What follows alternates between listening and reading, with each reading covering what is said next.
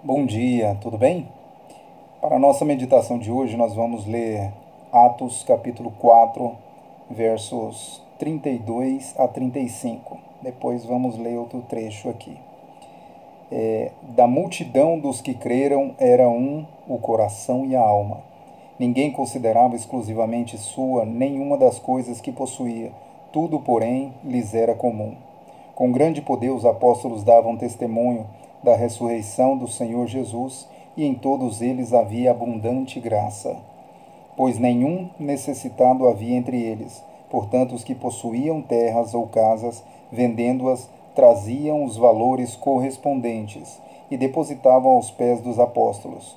Então se distribuía a qualquer um à medida que alguém tinha necessidade. Então aqui, essa seção da Bíblia de Atos fala do tempo em que Jesus subiu aos céus e os discípulos se reuniram ali com os santos, né? Aqueles que criam no Evangelho, criam na pessoa de Jesus Cristo como Salvador. E eles viviam também um momento de perseguição, em que o Império Romano perseguia a igreja, né, de Cristo. Mas eles viviam em constante oração, em comunhão, e nenhum passava necessidade, ninguém passava necessidade, mesmo que diante daquela perseguição muitos não estivessem trabalhando, né, mas ninguém passava necessidade.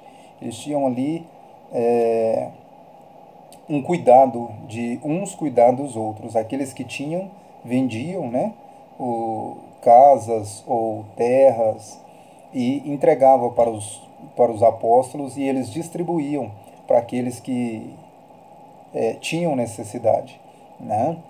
E no capítulo 5 do verso 1 ao 11, desculpe, conta a história de Ananias e Safira, que eles fizeram o pacto, né, de vender uma terra e doar esse valor para a igreja, né, para os apóstolos, distribuir para os necessitados. Só que eles venderam, e no momento deles devolverem, entregarem o valor da venda da terra, eles mentiram, né? Eles omitiram. Vamos dizer que eles venderam a terra por 100 mil. Mas aí Ananias e Safira se reuniu, né, ali, e disseram, não, vamos falar que vendemos a terra por 50 mil. Né? E foram até os apóstolos e entregaram os 50 mil. E Pedro, né, cheio do Espírito Santo, vendo a verdade, né, perguntou a Ananias, você vendeu essa terra por 50 mil? Ananias disse, sim, eu vendi por 50 mil e está aqui o dinheiro. E Pedro diz a ele, mas Ananias, por que encheu Satanás teu coração e mentisses ao Espírito Santo?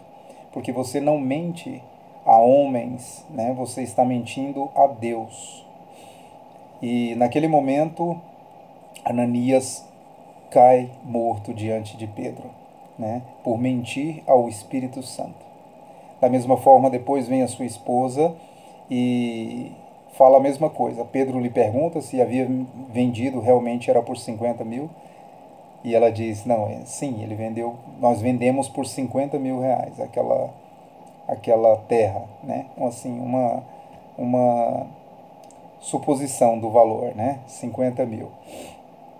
E da mesma forma Pedro diz para ela, como você mentiu para Deus, você irá ter o mesmo fim do seu esposo Ananias, que neste momento está morto, e ela também cai morta.